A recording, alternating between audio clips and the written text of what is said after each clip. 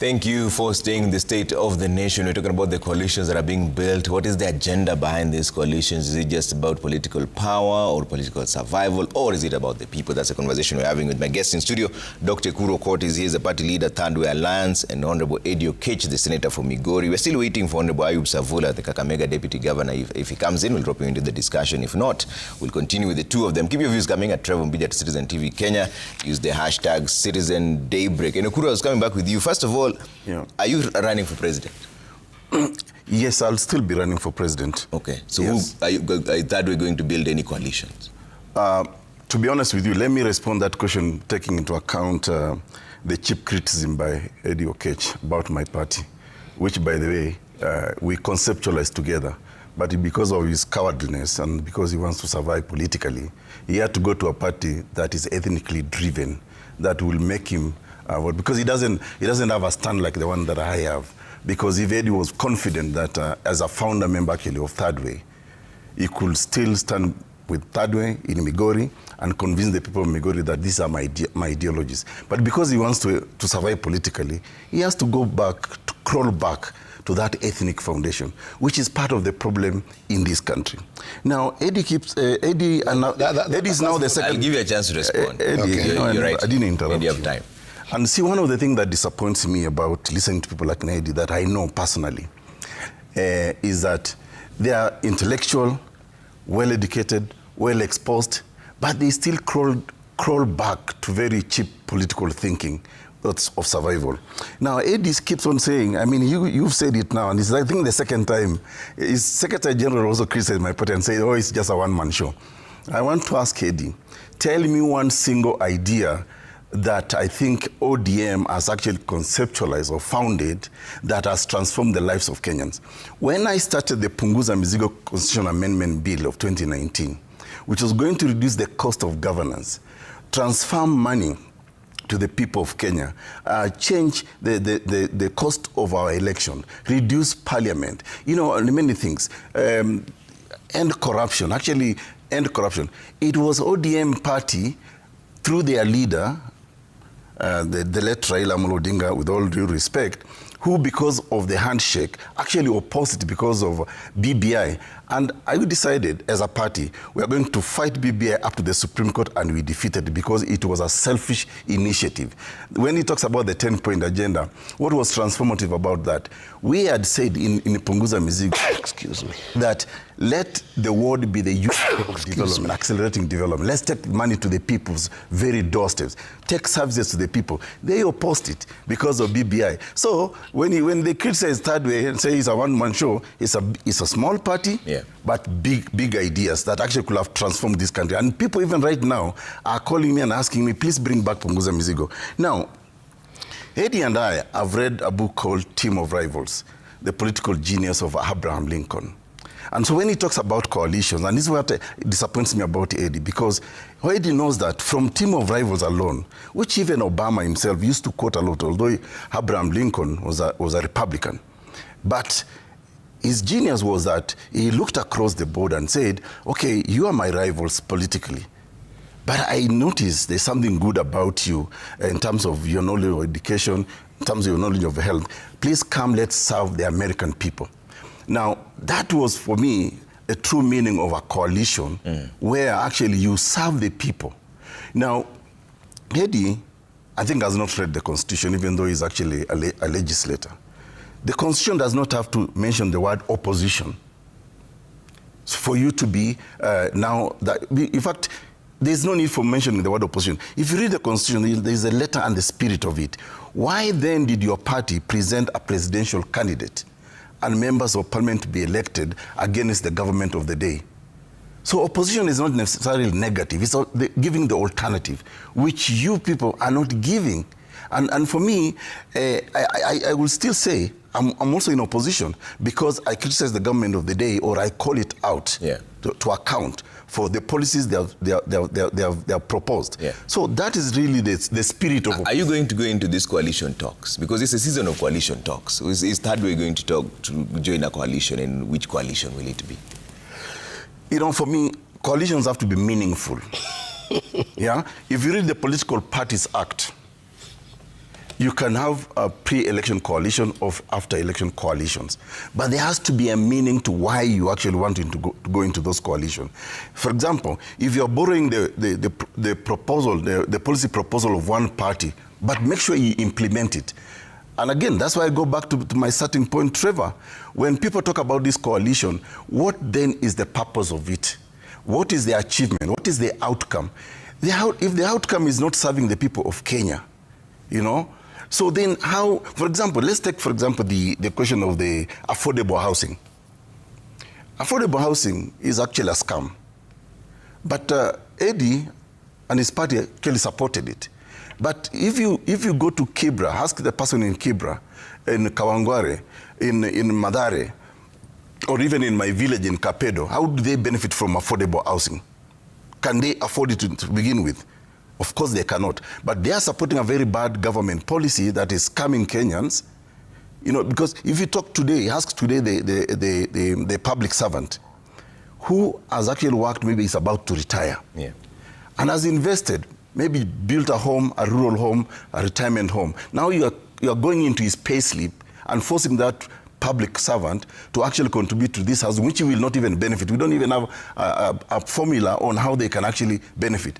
But Eddie supports that because of this blood-based government or broad-based government, whichever way they want to call it, or bread-based government. So for me, that is not a meaningful coalition, if you ask me.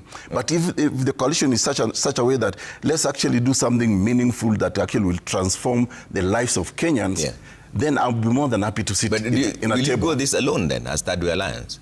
Is it practical to go for the presidency alone? Because you confirmed that. Why not? Because when you decide that you're going to be a presidential candidate, you do it alone.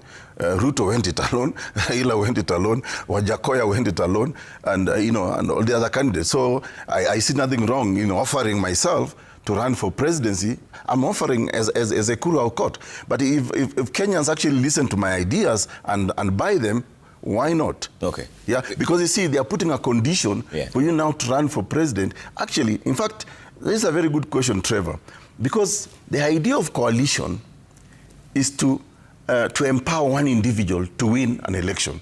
Because that's exactly what they are saying. So that today, if you bring a coalition together, and at the end of the day, it's about empowering one individual to actually be the president of this country and to form the next government. And for purposes of people being involved in government, again, political survival. Okay. I'll give you a chance to respond first before I ask you the question that I needed to ask you. Today, I think I don't even know what to tell Ekuru, because I think that I don't know whether nowadays he's losing his... He's a very smart guy. But they answer the question. Why is ODM crumbling? Why is ODM crumbling? We will get to that. But he's responding to you first. You want a lot of jobs. You said that you started the party together and you left because he wants a lot of jobs. Yes. He wants to be president. He wants to be a opposition leader. He wants to be Trevor Mbija to interview me. No. So let Trevor interview me. But this is the thing. First and foremost, left the party because he wanted political survival. Just also keep quiet. First and foremost, legal practice is what feeds me, not political survival. The thing is, he says you formed Third Way Alliance together, but first of all, needed to survive. Now I assisted him because I believed in the fact that if there are good voices that are coming out, they needed some support. So I really supported him to put up the organization. I cannot deny that. I really at that time I was in some of my best corporate elements, so that I could be able to get some pocket change to assist him. Are you also not saying that I assisted you in the organization? But I said that we work together. I said we work together. Why are you so hysterical today? No, I'm not. I just don't like people coming to a show and lie. No, let's hear him. What lie? Eddie, you are a senator. Honestly, what lie? And you are one of the most important shows in this country. But he left because he needed to survive politically. Let him respond. Don't take advantage of my kindness to you, because if you call me a liar now, that's the I draw the line. Because I have said it without time without number that when I was doing my companies, we were working with the Kuru. Is that a lie? And I've said that I was doing his Third Way Alliance. I said I supporting him and assisting him from the time he was in G47, because he had a progressive idea. Is that a lie? So don't reduce the show into a joke. But he says you left because you needed to survive. And I wanted to respond to that. And you know that I'm going to tell him the truth. That's why he's having a problem with me settling to tell him the truth. But that's not personal. The biggest truth. No, you're not. The biggest truth is this: principles. Coalition government. Let me start with the coalition. So you've asked Kuru, are you going to end any coalition with Third Way? Yeah. And he has just kind of waved around and did not answer the question yes or no. Said yes or no answer. He said he's going. And this is the thing. Coalition governments are formed world over. If you think about Germany, which is, I think, a 4.8 trillion economy, making it the biggest, economy in Europe. As we speak right now, is a government formed by coalitions. If you think about the Christian Democrats, Democratic Union, and the Social Democrat Party, are the institutions that are now running government in Germany. This is the biggest one in Europe. If you look at other economies that have measured in, if you think about logistics across the globe, you cannot think about logistics across the globe without thinking about Netherlands, for instance. Netherlands government is formed by coalition. If you think about countries that have made strides in terms of rethinking and shaping the political agenda of the world, Italy, for instance. If you take Italy, even as we speak right now, is a coalition government of Brothers of Italy, Lega, and moderates, and other parties. It's a coalition government, okay? If you think about countries that export things like soccer and add a big mark on the African continent, like Belgium. If you can't talk about the Congo without Belgium. As we speak right now, Belgium is in coalition government. I can take you on and on. Israel has faced a lot of challenges that are akin to maybe in small seismic magnitude, but they have faced challenges that are just like Kenya in terms of periodic post and pre-election violence, to the extent that Israel is run by a coalition government. You can take him as close as South Africa here. If those places are too far for a Kuru to understand, take him to South Africa here. Yeah. South Africa, as we speak right now, is in coalition government of ANC, DA, and other parties. So you don't think it's practical for Third Way Alliance to go alone? No, first of all, I'm just telling him that coalitions can have a purpose. Yeah. And coalition can have agenda. And coalition can be put within the context of each and every country.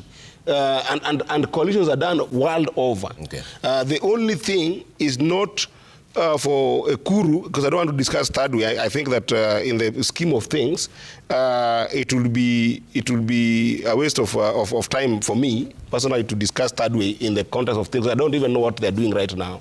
But the thing is, I don't know what the thing is, than sucking up. Something like what Kuru is talking about. That what is it that ODM has fought in this country that makes it anything better than Third Way? A Kuru would not have been known by anybody if it were not for ODM. Okay? You will get your time to respond. Because a Kuru court is a product of Raila Amolo Odinga. Rubbish. Who actually, right now you will say rubbish because Raila Amolo Odinga is not there to maybe ever talk about this. But the truth is, the constitution for which a Kuru prides on was a process that was started by Third Way, by ODM party. You remember ODM is a party that was formed on constitutional quest. If you remember the banana and orange, the idea of orange, this orange that you're talking about, was a symbol of constitutional referendum that ODM was fighting against the government in 2005. And that's how it became a political party. And then it went on a path of fighting for that coalition, for that constitutional change and reform, up until the GNU that we had, the Government of National Unity, which then brought the current constitution that picked people like Ekuru to become committee of experts CEO. Okay? And the person who picked Ekuru, he might deny it. Whether he like it or not, I know the story, and I don't want to get into it because it would be too personal, is that Baba Raila Amolo Odinga ensured that because of his good mind, because of his academic merit, because of his understanding of constitutional being a constitutional legal mind, then he deserved, in a situation whereby ordinarily in the previous constitution, somebody like a Kuru comes from Todonyang in Turkana did not have a chance to be in that kind of committee. Okay. But Baba believed that in the diversity of our people and in the merit of our people, and ensure that the Kuru court was placed based on merit and merit alone, unless he's now denying his merit, he will respond to be in that committee of experts. Yeah. And that's how Kenyans go to know Ekuru of court. Okay. Otherwise, Ekuru will not be known by anybody. Okay. Now that we're talking about ODM. So I didn't want Ekuru to actually undermine the contribution of ODM in what we call constitutional making process. You've made it clear. And compare it to third. You've made it cleer. Now that we're talking about ODM, is ODM splitting? I don't think so. I think that ODM is in a situation where I would call caucuses forming, which is normal in all government in coalition. If you look at how Germany, I've given you a number of countries example here. Caucuses within the same party. Exactly, because what is happening is what we see in classical politics, where a strong leader has departed, and may Raila's soul rest in peace. And left strong leaders also after leaving. He has left very, very strong leaders who have got very strong opinions that might not necessarily be very convergent at any given point in time. This is what is happening in ODM, and it's classical. If you go to Europe, for instance, even in the UK, you'll find that within the Labour Party, there are different caucuses and voices that have got very strong opinions that sometimes even oppose the party position, but they are members of that party. What did you read? In the US, you'll get the same. Even when Biden was vying, you'll see a lot of caucuses fighting even the idea of Biden, for instance, becoming a candidate in the last election. That's fine. Let's come back here. What did you read into Winnie Odinga and Raila Jr. holding their own parallel rally after another wing of ODM was actually in the same place? Yeah, and even another wing. Even in Kakamega, there were two different ODM factions. Classically, even from a marketing perspective on political parties and community engagement, because political parties are supposed to be about civic engagement, community engagement, and they should be people-centered in all single ways. It's a good thing. It's a good thing in the sense that... You did not see a problem with that? It did not show a crack, a split, a disagreement? There are voices, right, that have got concerns. And those concerns, I have voiced time without number. Remember, even me, 2-3 weeks ago, I raised what I would call a shock therapy letter. Given you wanted Sifuna out. Exactly, and I explained to you that my agenda with that letter was to be able to ensure that these people are forced into a table to now start talking as one voices, right? But it's a healthy thing when you have got a party that people can actually voice their differences while they are still within that party. Because what happened in Kakamega, for instance, was that there was one faction on this side that differed on the basis of delegates, and then there was another one on this side that differed on the basis of delegates, but claimed strongly that they are ODM members, right?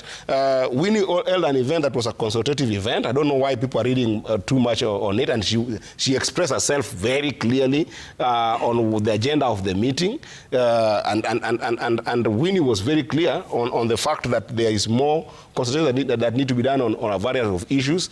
She aired her opinion, but she didn't say that she's out of ODM. Because when you factionalize a party, it means that that faction has decided that our agenda are no longer tenable in this party, and therefore we are gone.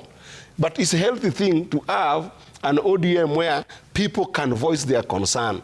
It's beautiful. Ekuru, is it a healthy thing? What did you read into that move in ODM? ODM is crumbling.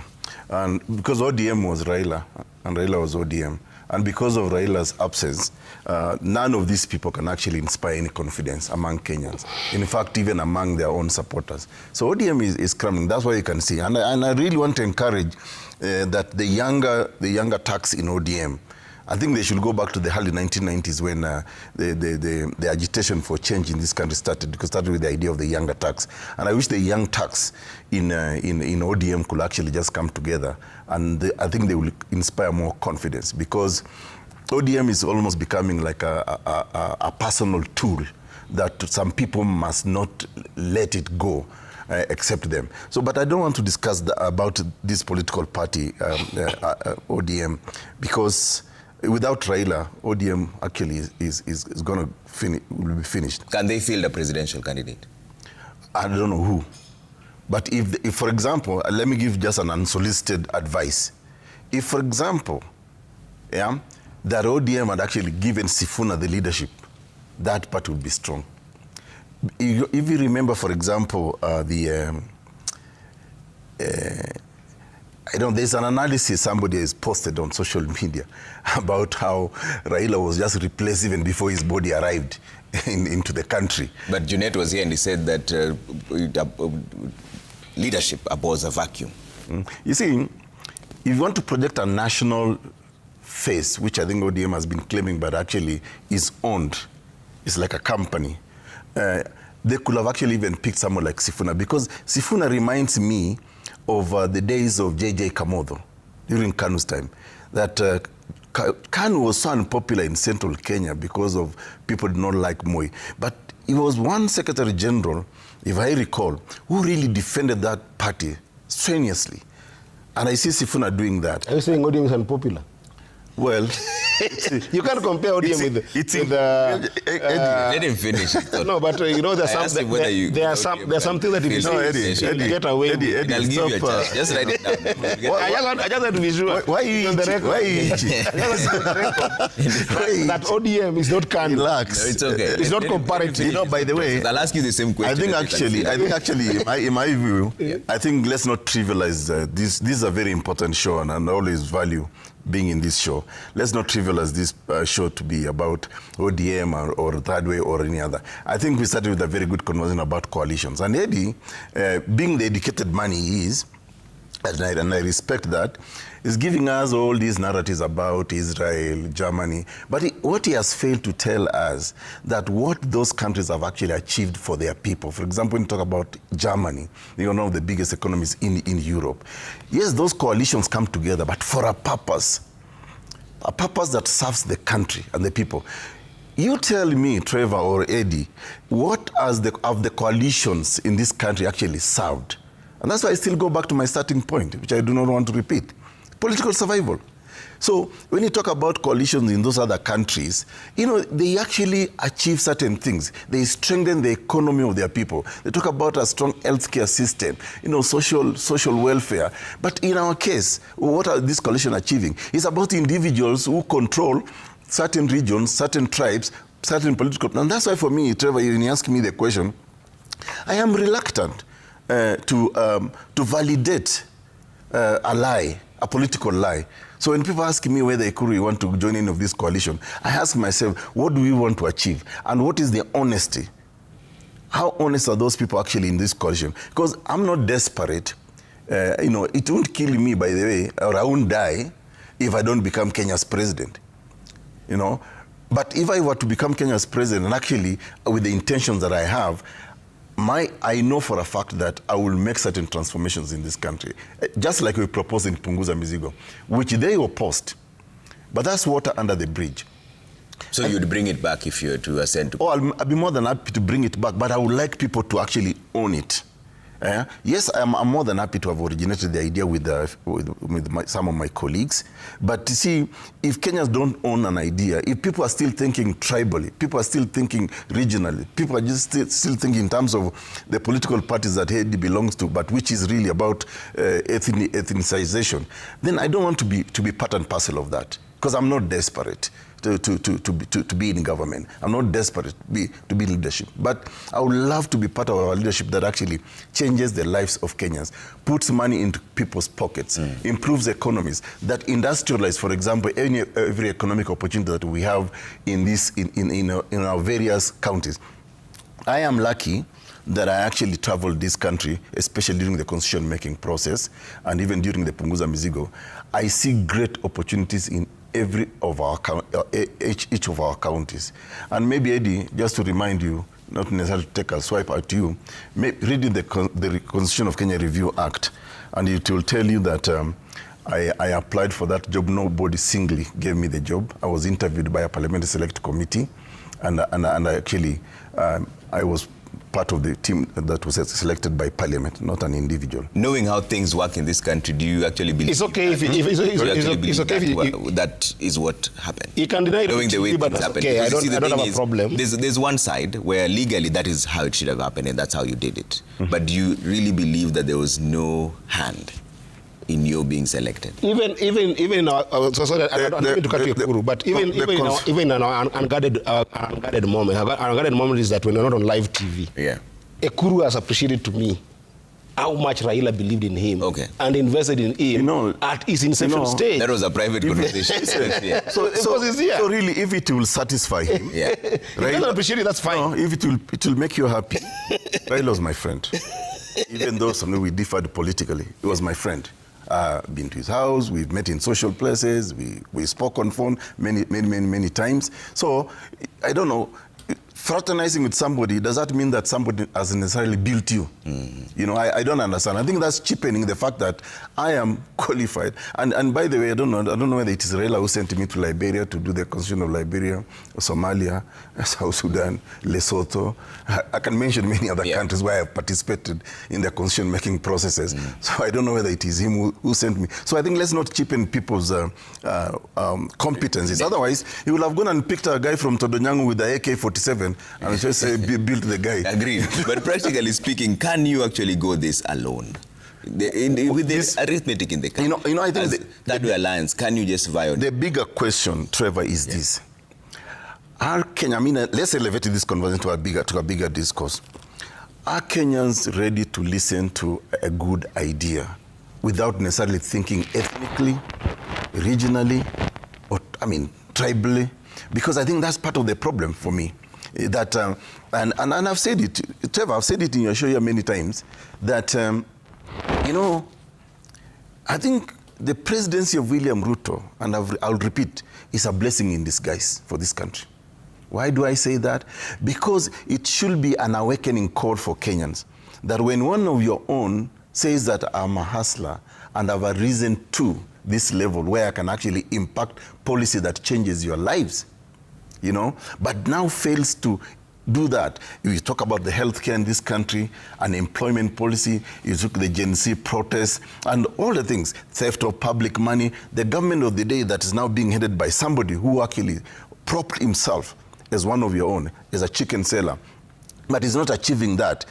Then the question for me, and that's why I want to transfer this to a bigger audience, now Kenyans, are Kenyans actually learning from the government that they themselves supported?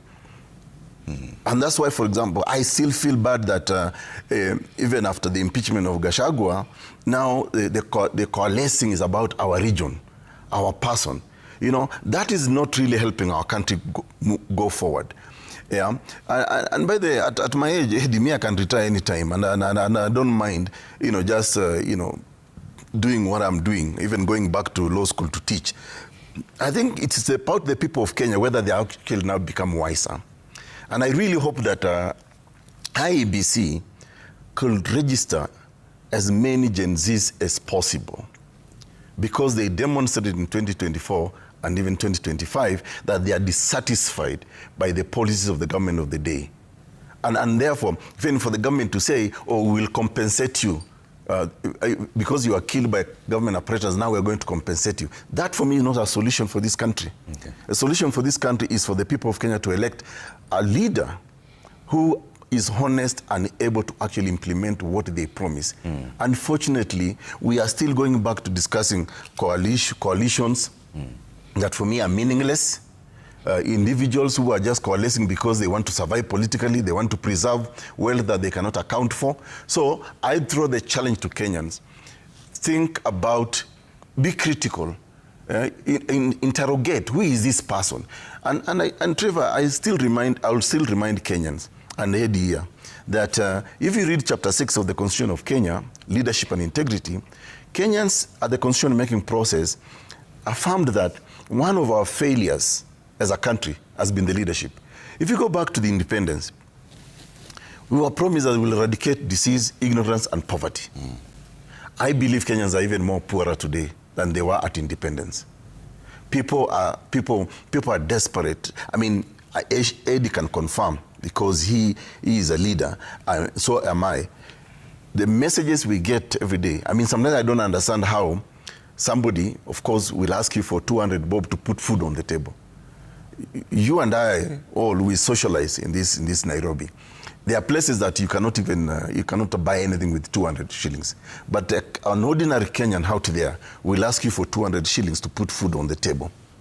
on that day that my children do not have food. And we get these messages every day from many, many, many people. Yeah. For me, that's the bigger concern for this country. That's why we should be discussing that even if you form this coalition, how are you going to impact on the lives of the ordinary Kenyan? Okay. Eddie, can ODM field a presidential candidate, or is it a sure shot now that you will have a coalition with UDA? The position of ODM is known. And the position of ODM is that the Central Committee of ODM sat down, and after sitting down, gave the Central Committee mandate that now is then going to be ratified by different organs of the party, of course, starting by people's consultation, and then it will be a NEC endorsed position, and then NGC. This is the natural way of running a party. And the endorsement was that we are open to coalition conversations with any like-minded political parties across Kenya, and that like-minded political parties also include any existing relationships, which is one of them is that we have got a relationship with UDA right now, and which I've given you the backdrop of it. However much Kuru wants to run away from it, we did not find ourselves into that post-election coalition on an ordinary circumstance. It was a very, very difficult and extraordinary circumstance that brought us into that arrangement. And I've explained time without number that it was purposed to be able to ensure that there is a stability, a stable environment for government to operate, as well as a steady environment for businesses to operate. And that said, therefore, the form and nature of that conversation can take any form, including proposing a presidential candidate. Okay? It is not that that is an exclusive conversation. The conversation includes things like having a presidential candidate, because at the end of the day, I told you that the nature and form of ODM is that ODM has always had a presidential candidate that is not from the party ODM. For instance, in 2007 is the only time Orange was in the ballot. ODM was in the ballot. And the candidate at that time was Raila Amolo Odinga. And then in 2013, ODM was not in the ballot. What was on the ballot was a ribbon called the Code Coalition. And that Code Coalition, it happened that ODM became the biggest bedrock of that coalition that made it possible for the ODM preferred candidate to be on the ballot. Same to 2017, NASA was the mark that was on the ballot. It was not ODM, the orange. And in that NASA coalition, again, ODM was the cornerstone of that coalition. And then 2022, Azimio, if you remember the Azimio coalition, was a coalition of parties that, again, there were these conversations that I ended up that ODM was the bigger voice that could be able to give the candidate at that time. It could happen the same way that we have always done it, having coalition conversations, and then the candidate is then established through a popular process in that conversation. So let the conversation take the nature and form that it needs to take, and then let's see what comes out of it. But what I wanted to say, Trevor, is that Ekuru Aukot has just talked about these coalitions are not working for Kenyans. They're not doing anything for Kenyans. Center on it is agenda. Yeah, it is not in my place to assess these coalitions. It is in the place of Kenyans, because they are our bosses as political class. For me, I strongly believe that the people of Migori are the people who are my bosses. They employed me. They make it possible for me to earn my salary, and therefore they make it possible for me to do my job in terms of bringing what is best for the people of Migori County to the best of my abilities, and to scan the political landscape to ensure that my guidance and my direction for the people of Migori County is one that has got them at the best interest at any given time. And one of those, okay, was endorsing the broad-based government based on the pretext of the violence that we had at that time that the country was collapsing. But as that transformed into any kind of changes, because that's what Ekuru was asking. I cannot talk about general coalitions that I wasn't part to, like the ones that happened in the 1940s, 1930s. I wasn't there. Yeah. Even in the 1990s politics, I wasn't there. I can only talk about confidently what I've seen in this coalition. The first thing about this coalition when we formed it that we desired as a people in ODM was that was there potential for equitable distribution of resources. Remember, at the time that the fights that were going on in Ekuru after election in 2022, one of the biggest fights was this idea of shares in government that was propagated by the former deputy president, that if you do not vote for this government, therefore you don't deserve development. If you don't have shares in this government, therefore, despite the fact that the taxes are being taken away from you, you cannot get development. Have we been able to achieve that? The answer is true, that we have been able to achieve some sort of parity, some form of economic equity in terms of allocation of resources across the country. And I want the Ekuru to go online and check the road distributions in terms of allocation, because this is something you can easily get by going to Kena, Kera, and Kura.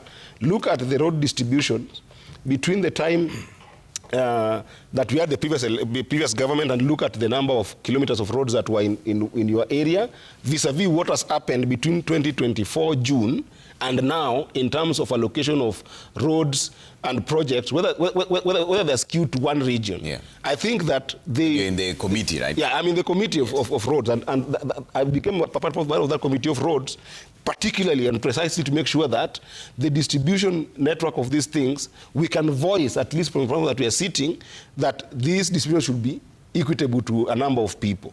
And the truth is, regions are getting a fair share of what government can be able to offer at any given point. And that equality, economic equality, is an important one for us as a coalition right now of the willing between UDA and ODM. Number two, if you look at data, just pre this arrangement, and after this arrangement, when there was no steady government, there was a lot of mandamanos, a lot of chaos in the country, which were justified, by the way. I'm not trivializing in any way, because I really believed in the Gen Z protest, in the sense that ODM and the people who founded ODM fought for the space for Article 37, where you can voice, you can, and the freedoms that are in Chapter 4 of the Constitution, and this is what the young people were fighting for. Remember, before that, we were also agitating for Sufuria movement, also fighting for the same ideals of cost of living, equitable development, and all this. Between the time before the coalition, for instance, if you look at the milk industry, before the coalition, the prices of milk were retailing at about 35 shillings. These are facts. After the coalition, we have been able to stabilize the prices, right? By giving that steady environment and a stable environment for government, we have been able to stabilize those prices to about 45 shillings to about to 55 shillings, depending on where you are buying and selling, because there is lower markets and higher markets like supermarkets. And you can go and check. These are the facts that you can go and be able to check.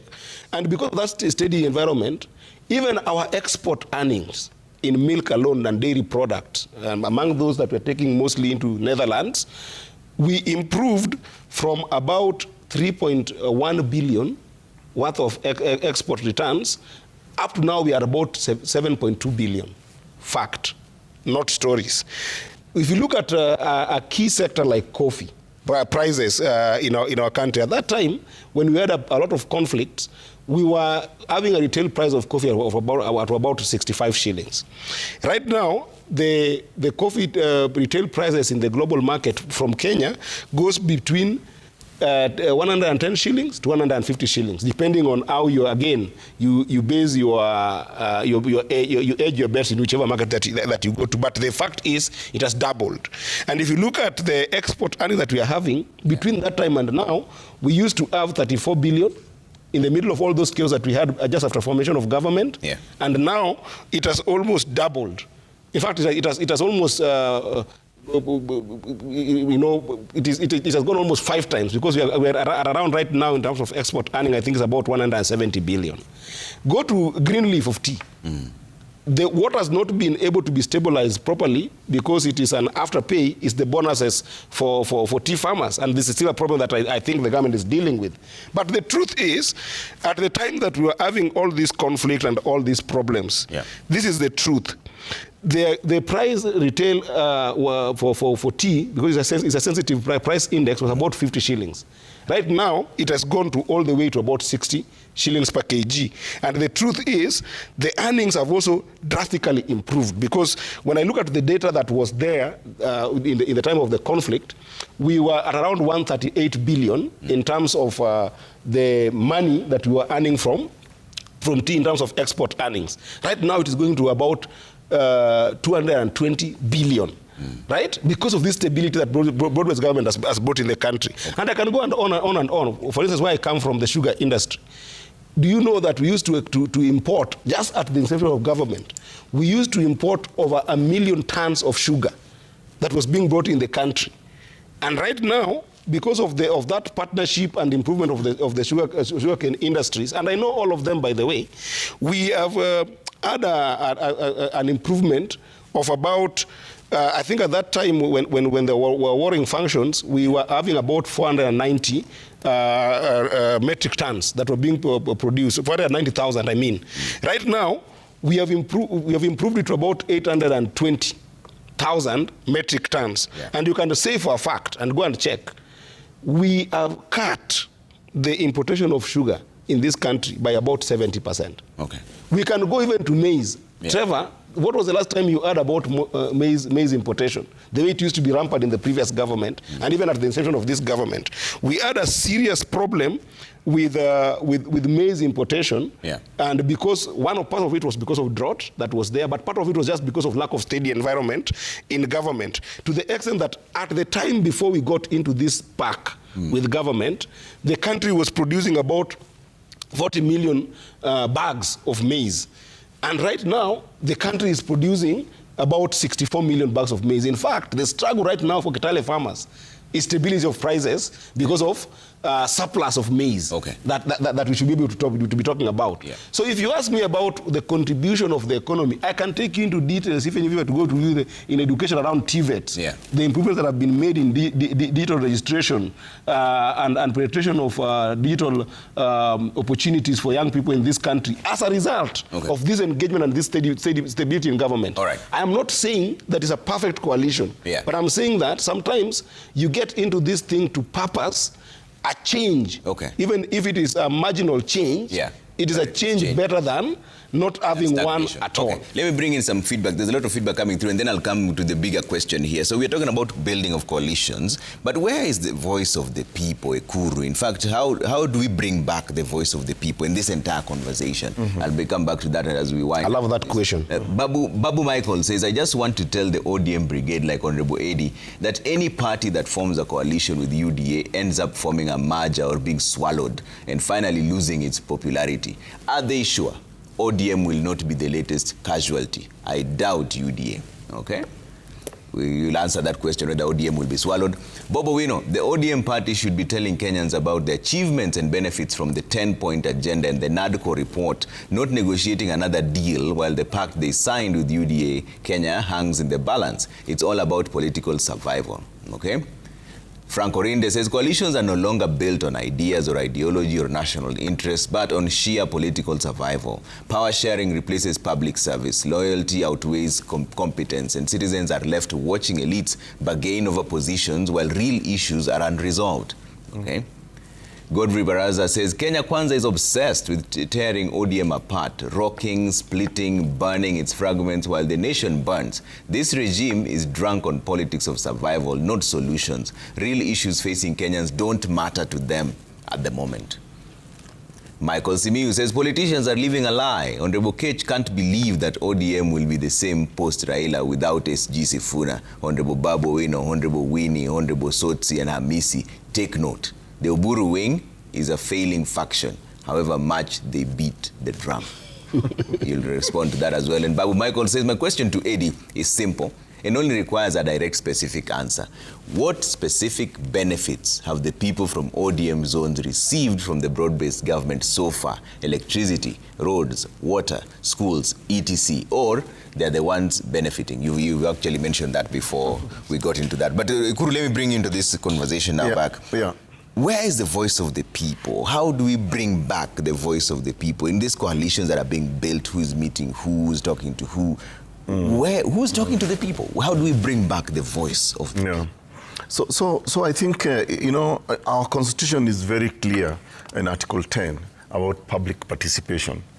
And yes, you are right.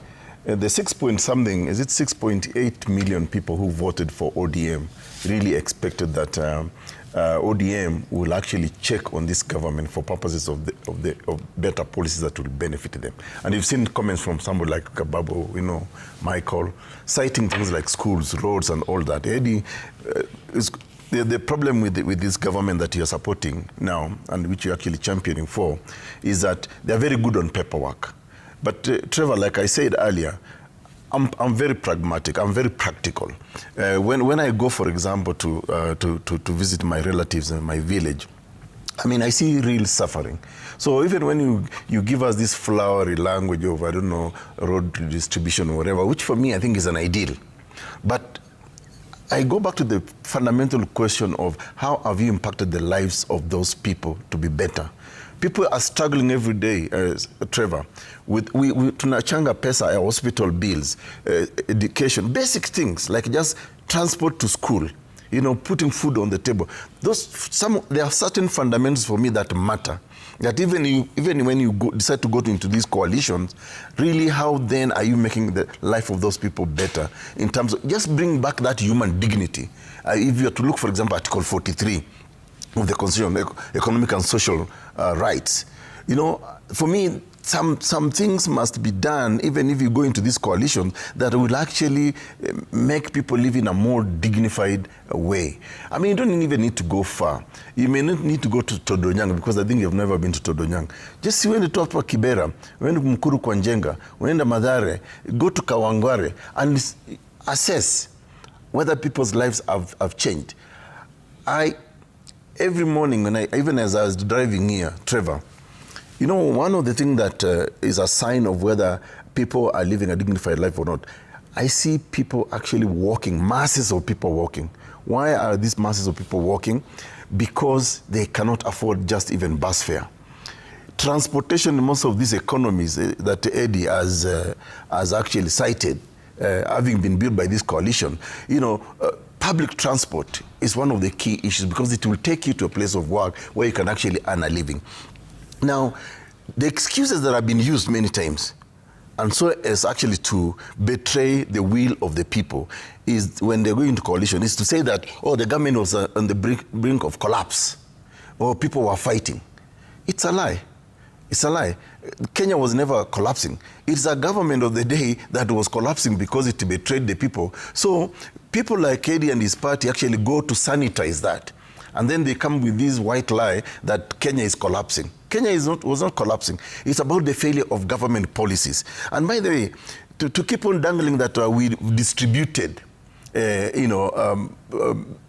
benefits to the people, Chapter 12 of the Constitution of Kenya, public finance, is very crystal clear on how you share the national cake.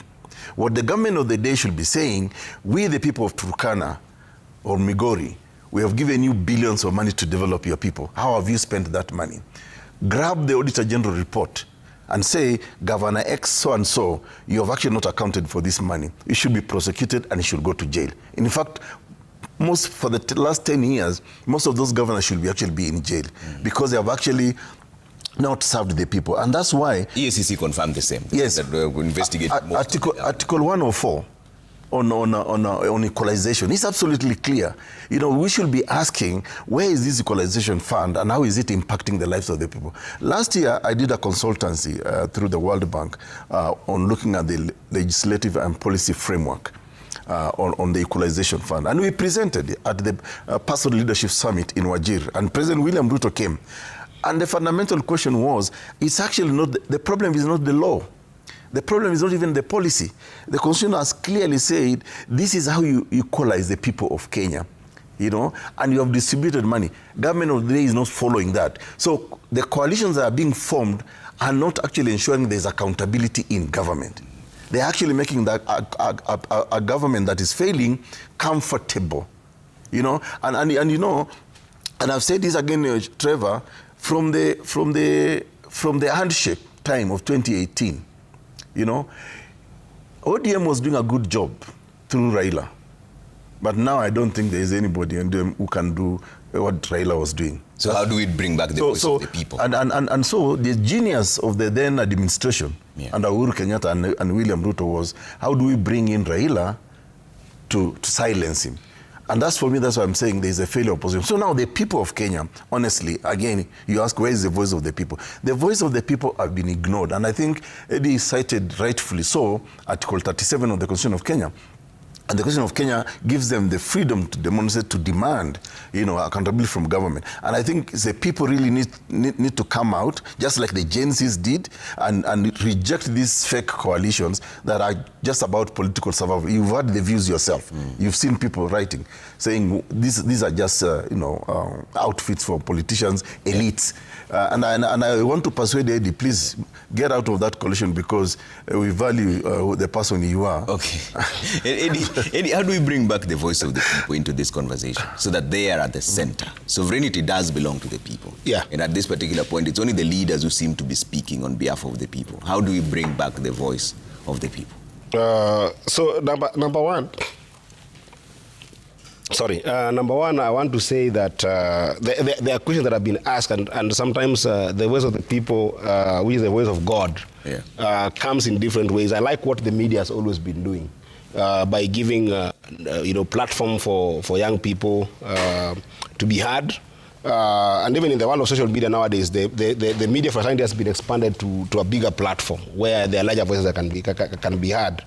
But I think that when you see the people agitated, it's just an agitation of lack of trust, because governance is by large done in trust of the people. And sometimes when that trust is lost, is when you talk about loss of confidence, and therefore it becomes very difficult for people to be able to constantly follow. And that's why I like with the question asked by one of our viewers about NADCO report, about 10-point agenda. The way you constantly bring about the people is actually being a committed leader, number one. You see, for instance, if you get in any arrangement, however unpopular it is, because the most popular thing, and by the way, Trevor, the easiest job to do in this world is to criticize the government of the day. Because all you need to do, even without facts, is just to go and say things like what Ekuru is saying here. Just get up and say, oh, this is not working, this is not working, this is not working. And then it will be very popular. If I wanted to be a populist, the easiest thing for me to do as a young person in this country is simply to go and criticize government. Because anytime you criticize the government of the day, you'll be very popular. And by the way, with my understanding of how the economy works, one day I would want to sit with the Kuru and talk purely economics and see how this economy works. With my knowledge in economics, if I was in opposition today, in the context of what the Kuru sees as opposition, which is basically not seeing anything good that is happening in government and always just fighting for what is wrong, then I will be the most popular young people in this country, I can assure you. But sometimes there's also something called nation building. Jomo Kenyatta said that the responsibility of nation building will only be given to reliable custodians of the ideas that we build. Some of these ideals have been constitutionalized into the constitution. And if you don't commit, for instance, to things that you have said, then you cannot be a reliable custodian. For instance, if you've got an NADCO report that has got a lot of reforms that are supposed to be done, and reforms have always been the voice of reason for the people, the voice of reason for the people is talking about reforms, which is what made Raila what Raila is. Right now, Ekuru should not be telling us what is wrong in government. Ekuru should be proposing for us reforms where it thinks things are not working. For instance, we have just come out from an election right now. We're going for another election next year. What I would want to see, even in my party, ODM, and I said it even in Kakamega, talking with the UDA is important, or talking with any other party is important. Sitting down and talking is good. And that's why I even said that even the issue of Sifuna and people fighting in the party, we should put aside all this issue about, oh, this person should leave the party, oh, this person should do this, and come back and dialogue and talk. But talking alone is not enough. The agenda of what you're talking about is as equally important. Like, for instance, if you're going to have a conversation about the next election, we cannot talk about the next election without looking at account on who is going to run this election. How did these by-elections go? Were they elections that were carried in a way that met the constitution? Are there reforms that we need to be championing as ODM between now and 2027 with regards to the election and how it should be conducted? All these things are important. And for me, the voice of the people must be focusing about those reforms, that ODM should start fighting for those reforms, even as it has this conversation. There are constitutional reforms that have paused. You hear Ekuru Okoti has talked about, despite the fact that he participated in writing this constitution, there are areas that need to be improved. The voice of the people is, if you look at the constitution currently, has it been able to achieve everything that is making it possible for the people to get the best services from government? They do. The truth is, by large, yes. But there is big critical part of it that we have not been able to achieve. Can we start talking about constitutional reforms that make sense to the people? That is, people reforms that can take this voice back to the people. Okay? These are the things that I would want to see. But even as we speak about those things, there are excesses in the moment of problems that people are facing that needs to be dealt with. For instance, my brother Trevor, there are teachers who finished their education in 1998, for instance. Up to now, they've never been employed. They are getting to the age of possible retirement without even ever having worked. They are retiring from joblessness. Okay? If the government of the day has got a drastic program to employ 76,000 to 100,000 teachers, that has never happened in our history. Why is that a bad thing?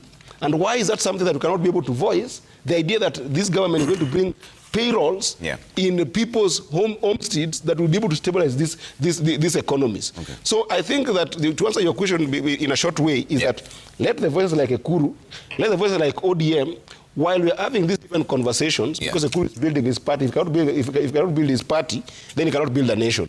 He cannot give up and say that, oh, because now I'm a small fish in a big pond, I cannot be able to operate. But if you are going to help the people be able to go forward, and I'm going to make sure that in ODM, I'm going to be one of the voices that are going to champion for this, let's go back to our reforms agenda, even in the middle of targeted conversations toward this coming election. Okay, 30 seconds closing. Yes, we've run out of so Eddie, let me give you a proposal what you can do in the Senate. You need to relook at Article 100 of the Constitution, the recall clause. Because when the leadership is actually failing the people, the Constitution is clear that they can be recalled. But it was Parliament that actually killed that article so that the people's voices were actually submerged. Number two, my proposal going forward as a closing remark is this. We need to amend Article 1 of the Constitution that talks about all sovereign power vesting in the people. To exercise it directly or indirectly through their elected representatives. It's clear now, Trevor, that the elected representatives of this country, including the government of the day, has actually failed the people. So we need to amend that article to enable the people of Kenya be able to fire their employees. I'm happy Eddie acknowledges the fact that it's the people of Migori who are his employers.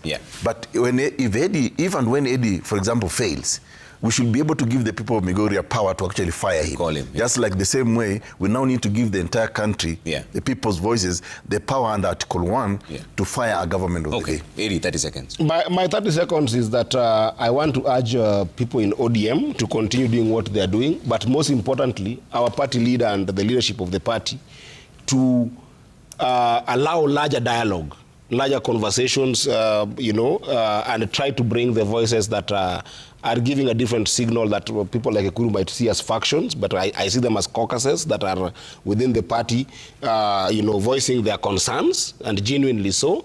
And it is important that the party leader and the party leadership in general are able to promote unity by giving a chance for dialogue, and in extension, that dialogue and that conversation must go into the broader community called Kenya, because as we even start these talks about the next elections, it should not be just about the next election, but it should be about the next generation, by ensuring that there are larger dialogues on concepts around reforms that can be able to move our country forward. And some of them include even making sure that the election next year are done in a way that do not that can be able to bring confidence to the people of Kenya.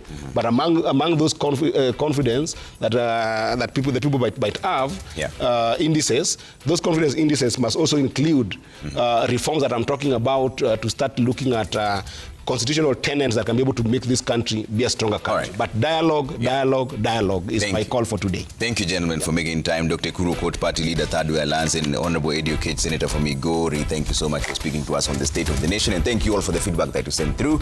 Coming up next is Cooking Tips. Bye for now.